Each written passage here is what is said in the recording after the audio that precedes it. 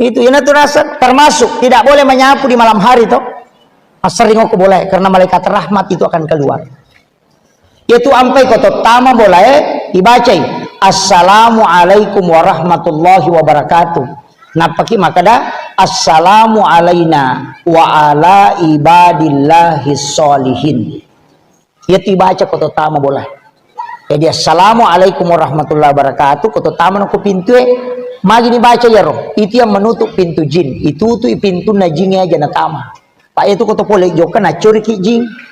Ya na tu ibaca na tatutu de na taco tama. Napa ibaca assalamu alaina ibiresalangi alewe. Napa wa ala ibadillahi sholihin dengan malaikat rahmat supaya jin yang ada di dalam rumah itu bisa keluar. Ya kong dia tu na baca tay ko tama ibolana de na mapalay ya tu boleh nonroy tulis sejuk. Ya nang kabola tu lima kapalay onroy jala kipas itu 5 pala papena dingin macam ke koto masuk saliwang suruh baca ya tu